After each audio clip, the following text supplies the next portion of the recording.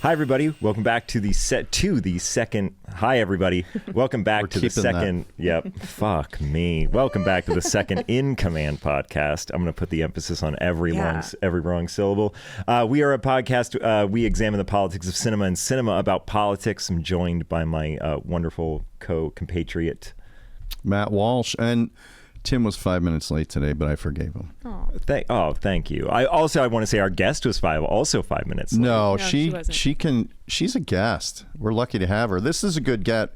We've worked really hard to have you on our show. Yeah. This is, of course, D'arcy Carden. Hello, boys. Hello, boys. Hello, boys. Hello, boys. Are you here from the Mae West? USO? Hello, boys. Hello, Buy boys. $1 drink. I was imagining her like on stage at like a World War II like aircraft carrier. I'd love to do that. You'd be so good That'd at that. That'd be such a fun job. Have you done a USO tour? No. They're Well, fun. she has. You have, yeah. They're really fun. Oh my God, I bet they are. Really fun. You could make that happen. Yeah, I'd like to make They that love like anybody. They're such the best audience. They're like, you go to Poland and these people are eating horrible food in the mud and they get a night out. Yeah. And they get good food. When you're there, they kind of cater it. It's good. Ooh. Do you do an improv show? Or like No, you kind of write material. Yeah. Make fun. If it's Air Force guys, you make fun of the Marines. You know what I mean? It's like a corporate gig. Yeah. You just find whatever's going to make them laugh. Yeah. And then just hammer it. Yeah. It's like if you were going to do a show for Lehman Brothers, you just like take out like CEO and put in general. Right. And it's just all the same shit. Yeah. Yeah. I could see you doing like, what do you call those like sort of like 40s dresses? Yeah. Hello, boys. Hello, boys. This isn't the 40s, but I just watched the Mariska Hargitay documentary with Jane Mansfield. Got a lot of Jane Mansfield in my brain right now. Oh. And she did stuff like that. Like, just like the do. She was really smart, wasn't she? She was really smart. For like the kind of dumb blonde that she was really putting out there. Leaned into the dumb blonde, and then after a lot of success in a few years of that, she was like, I don't want to do that anymore. But everybody was like, you're gonna. Yeah. Yeah. We want you to do that. Yeah. Yeah. We put you in boxes. Yeah. Have you chosen a Halloween costume? This is not, there's no right or wrong. I mean, like, I bet I'll be, I bet for the past 5 years, I've been a witch, which is just a witch hat and like a black t-shirt. Okay. I'm not I love Halloween and I love that I never am good at dressing up. I always save it for truly the last minute. Okay. I think I was a Bob Baker marionette a couple years ago. Oh, that's good. Just all red. That's Great. easy. That's good effort. Well, but I haven't gone all out. Okay. Can I ask a question? Oh yeah. What's your ADHD diagnosis? The highest. Okay. Yeah. I feel like this is broadly a thing with people with ADHD, that Halloween is incredibly stressful. It's like the worst part of the year because it's something you enjoy. Right. It's fun. You get to go out. There's candy, all of those things. But planning a costume is a nightmare. And it always Since has I was been. a kid. Yeah. Oh, that's funny. That's so interesting. I never thought about that. That makes sense. 'Cause I do like it. I like the idea of it, and I like the theater of it. Yeah. We used to live on this street in LA that was one of those streets that would close down, like they would block it off, and so that all the kids, and everybody from like 4 neighborhoods would come to the street, and it was like truly incredible because our kids were like around kindergarten age, like on like 2 years on either side of that when we lived there, and it was like a Coachella for a 6-year-old. Right. And, you would open the door and there would be like 1,300 people. God, there were like stilt walkers. It was insane. The first year that we lived there, we bought 2,500 pieces of candy. And? It was gone in less than 3 hours. Unbelievable. Yeah. I can't do that. 2,500. It was. That's a lot. It's a lot. Yeah. And it's like 833 pieces an hour. Whoa. Jesus, man. Is it? I mean, don't question really it. good. That was really good. So, but I do remember one year, because I'm not good at dressing up, I do remember there was one year where I was like, I don't want my kids' memory of me to be like the grump who never dressed up for Halloween. So I went like really hard one year and got all the stuff for like a mad scientist, like a fright wig and the lab coat and like some goggles. And I got like a beaker that I drank wine out of, and that was my cup for the night. That's a great costume. But that was like really the one time that I like really pulled something together, and it was only under threat of my children not loving having me. like bad memories of bad their dad. memories. I do remember, this is like, so, you know, when we were kids, we obviously dressed up every year, but there was one year that sort of like junior high year, I bet it was 8th grade, where girls were starting to like get hot. Yeah. And Now, talk more about hot 8th graders for a second. No, kind of keep going there. I've got a movie for you called 8th Grader. 8th grade. Hollywood's not beating the pedophile charges with D'arcy Carden on our show right now. Yeah, you're right. Yeah. Okay, so I'm going to tell you a little bit about all the hot girls I went to junior high with. But it was one year where I was really excited about my costume, and I went as Bert from Bert and Ernie. But it was such a like homemade costume. I did full yellow face paint, big black unibrow, like some sort of nose, the striped turtleneck, everything. And I was so like proud of it. And I got to school and everyone had started to dabble in like hot girl costumes. And I was really like, oh shit. You're a comedian. Yeah. That's I was right. going to say, like, with the people that we have on this show, a lot of times there are stories where it is like, oh, that's the straight line to where we are right now. Yeah. Thank God. Yeah. Are you a Halloween boy? Morgan, I love Halloween.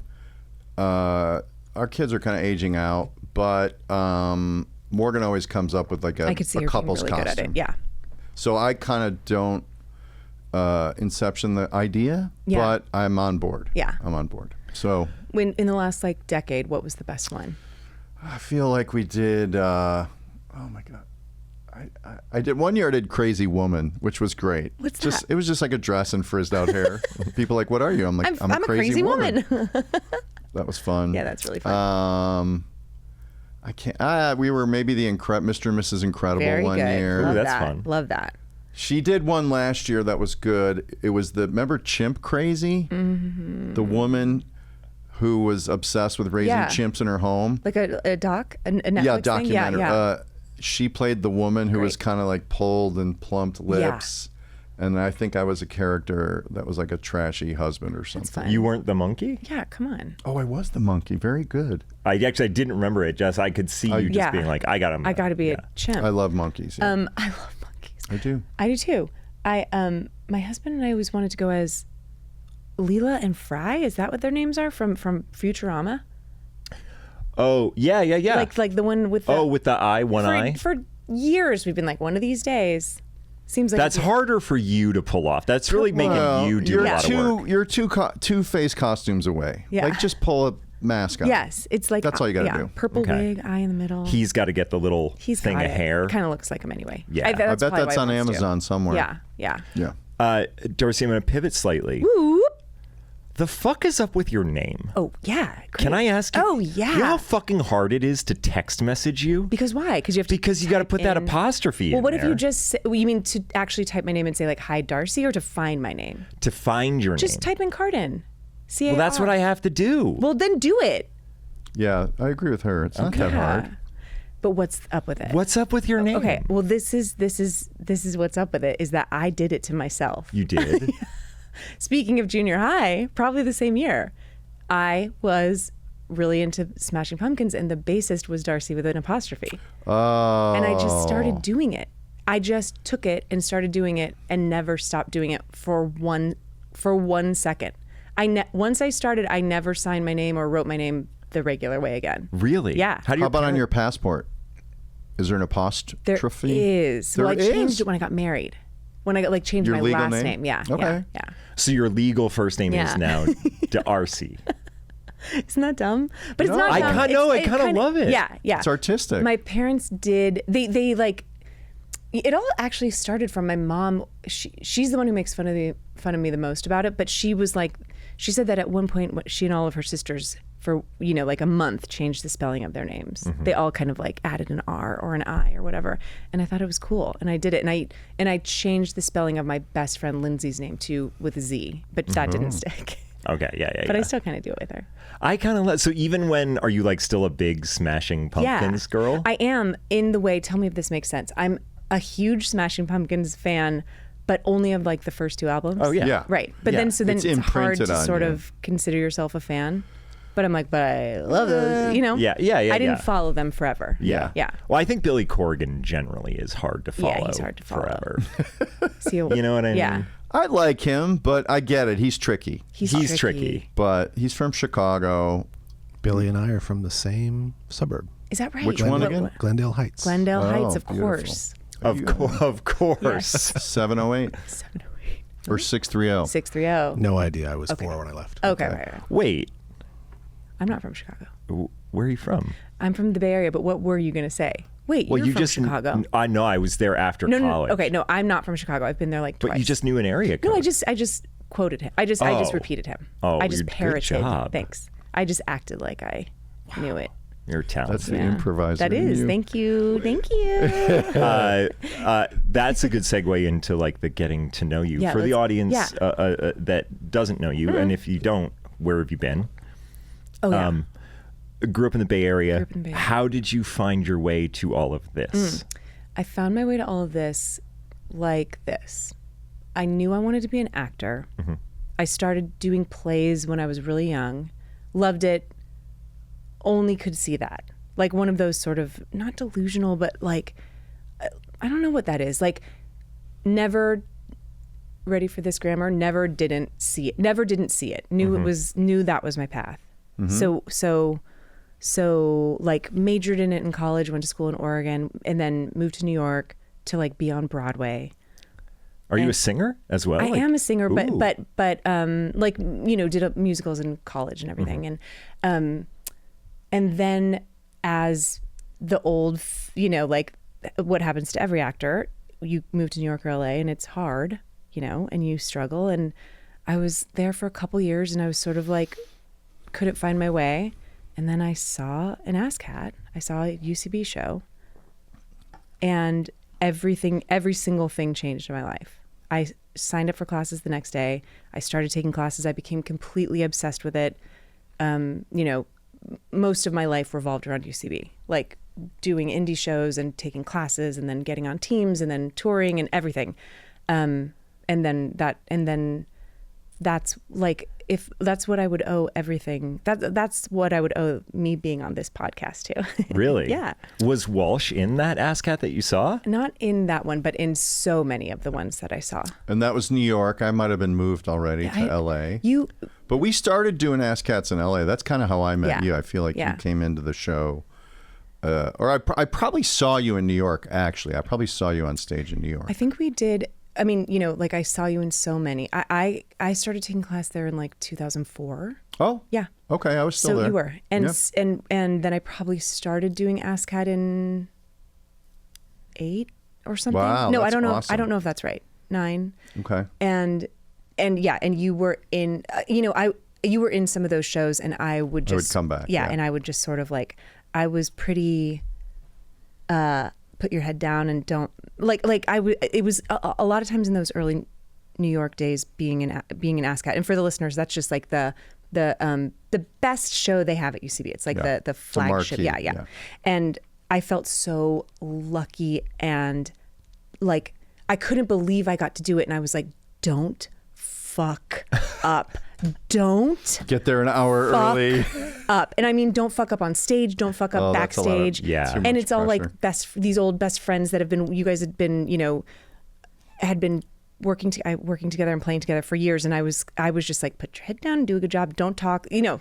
And I should also say, that was not the vibe. No. Nobody was making me feel like that. That was more just like you put it on yourself. Just sort of like. But those were like big shows too, because you were probably playing with like Amy and Seth Meyers and Dratch and Faye and Horatio. Yes, totally. Like that show was stacked in New York when I left. Yes. Like you guys had a whole SNL contingent. And a lot of times it would be, you know, getting a call at like an hour before the show. And being like, oh, somebody dropped out. Are you free? Was that Anthony King who put you in, or who plugged you in? It would have been Anthony King, yeah. So at that point, had not like really, because I'm going to say like this seems incredibly impressive that like you had not really. I can assume you would have had an interest in comedy and you knew about comedy, but had you ever done improv? Had you ever? It was like, all the plays that I had done, looking back on it, I was always cast as the funny part, but it's not like I went to clown school or, you know what I mean? It was just a funny part, like literally like the funny part in the Shakespeare play or whatever. Yeah. And then I don't know. I mean, how does anyone know they're funny? I got voted class clown. That's certification right there. Right? Me too. Yeah. I took great pride in that. Yeah. There's something like I knew, it's such a funny thing. It's such a funny thing to talk about knowing you're funny, because it's almost like saying you're pretty or something like that. All right. So if you like what you're listening to, guys, guess what? You can find the rest of it on Patreon. All you got to do is you go to patreon.com/Second in Command and subscribe for $5 a month, and you have access to the entire Veep Rewatch catalog, which you cannot get anywhere else. Lots of bonus content, and the rest of this episode, of this episode that you were enjoying. So we'll see you over there, patreon.com/Second in Command. And here's one other thing. If you sign up on your mobile browser or on desktop, you will avoid a 30% upcharge from Apple. So if you want to pay Apple more money to get the same content, you absolutely can. After you sign up on your mobile web browser or your desktop, you can then use the app and you won't get that 30% upcharge. Just letting you know. I think I understand what you mean.